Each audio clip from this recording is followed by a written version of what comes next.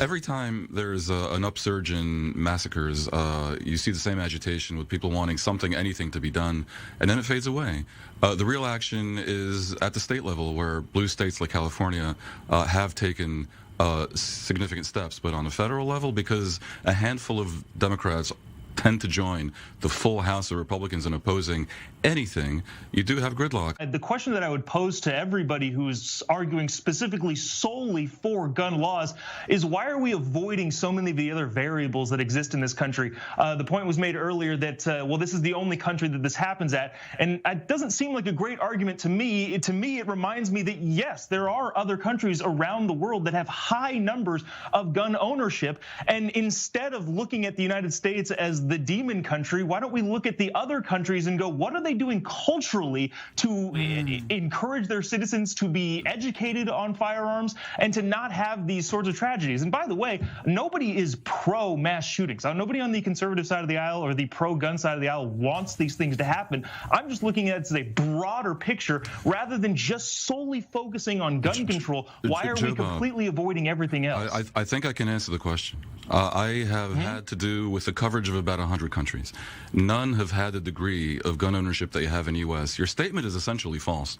The correlation between gun ownership and the incidence of firearm deaths is spectacularly high. Americans are actually asked to accept something preposterous, which is that there's no connection between how many people have guns and how many people die, when you see that there is a correlation.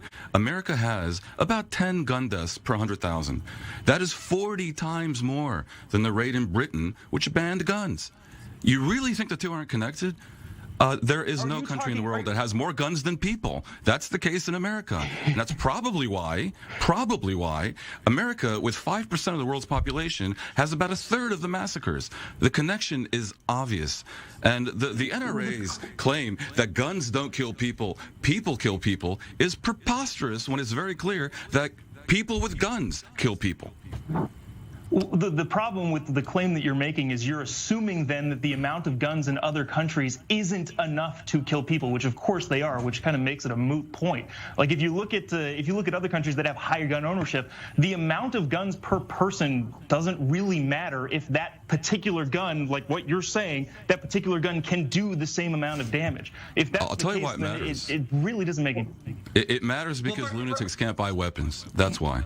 The guns that are in the hands of people in a place like Israel or Britain or Australia at this point are in the hands of people who have been vetted, who are licensed, and are extremely unlikely to go into a bowling alley and kill 20 people. You're only accounting for the tool. If you're talking about violent crime as a whole, the statistics are a moot point. Like, there's lies, damn lies in statistics. And if you just look at the sole gun and the tool for violence, yeah, you're going to get some wonky statistics. But we're trying to stop violence. And how about logic? I've yet to encounter a knife that can kill 20 people before the wielder is disarmed. And the reason why people focus on gun laws in America versus the so-called other factors is because America's ridiculously lax gun laws are the only factor where America's an outlier. America is not an outlier in any other thing relevant to this issue. There was one mass shooting with 10 or more deaths in the time that we had an assault weapons ban in 10 years. Do you know how many we've had in the preceding 18 years since it's lapsed? 21. 21 deaths, 21 mass shootings with 10 or more people. There's another data point that is really very clear. When the assault weapon ban was allowed to expire in 2004, pretty much immediately, gun deaths went up by 20%. Now, there was no other factor. There was no cultural shift. There was no big mystery. The correlation was clearly causal. Is the fight for gun control futile? I'm frequently amused by the acquiescence of so many people to crazy, stupid things, frankly. A majority in America wants Tell us what you really think, Dan Perry. A majority in America wants tighter gun control, but they are stymied by a minority that is very determined and votes on this issue, and of course a well-funded lobby. When the majority starts to do the same, we will see a flip. And so, no, I don't think the fight is futile at all. I do want to go through some ideas here. Red flag laws. Is this the farthest anti-gun lobby can get? An interesting one offered by a Democratic senator from Memphis, suggesting treating gun control, or gun violence rather, as a public health crisis. And of course, the issue of arming teachers. Does any of it make sense at all, team? There's a wide range on that one. So on red flag laws, absolutely. And I think that was actually something that Congress did pass and President Biden signed into law last year, which was some additional funding to encourage states to enact these laws, which basically allows a family member or the police to petition a judge to take someone's guns away from them if they are deemed dangerous. On this issue, as in many issues involving American politics, we tend to slightly overthink. You mentioned a whole array of possible solutions, and some are preposterous, and some would be a good idea. But fundamentally, punishment for carrying an illegal weapon can go very far. But is it like immigration, the debate around between legal and illegal weapons, or is it the issue of weapons, period? If being caught with an unlicensed weapon resulted in being thrown into jail for 20 years, you would find their number diminishing. That is what happens in every other country that wants to control guns. The idea that some kind of new supernatural reality in America where this requires tremendously complex philosophy is, I think, largely fictitious. And look, the issue of depending on states to fix the problem, and so some blue states will have a semi-normal reality, is problematic in America because you can easily carry weapons across state lines. Diminishing it down to a simplistic form seems a little bit ridiculous, considering just the flat-out geography of the country and the geography of the states. I live in California, which is a massively expansive state, and people live in downtown Los Angeles that have access to more immediate police that can come protect them from whatever is going on in their area is vastly different from the neck of the woods that I live in the same state. Joe Bob, in a lot of different we got areas. the point. I'm trying to clarify. I'm not saying ban guns everywhere.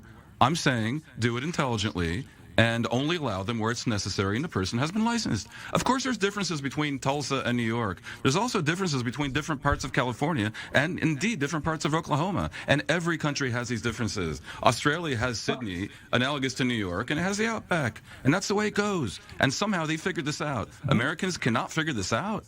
It really is laughable and a little bit pitiful. Well, I would argue that the Republicans and the NRA cannot figure this out. The majority of Americans support comprehensive gun laws. We want background checks on all gun sales. We have not had a struggle getting that through due to Republicans and NRA money. Is there a middle ground here at all? I would love for a middle ground to be Americans should be more educated on firearms. We have a huge misunderstanding of how firearms are used, how they work. There's a Vice News reporter that put an unfired, I forget what caliber round into a fence and said, look at how damaging these communities are. There's clearly a lack of understanding and education revolving around firearms. Do you honestly really think that the massacre happened because the shooter didn't know how to use a weapon? He rather clearly knew how to use a weapon. No, you have a populace that's entirely unaware of how guns work, and those are the people trying to legislate the firearms in this country. That's what I'm saying. And if more people knew how guns work, how would that fix the problem? Gentlemen, it has been an utter pleasure listening to you. Hopefully we'll see you again on the show. Team Fullerton, Joe Bob, and Dan Perry, thank you very much for your time and insight. It has truly been a pleasure.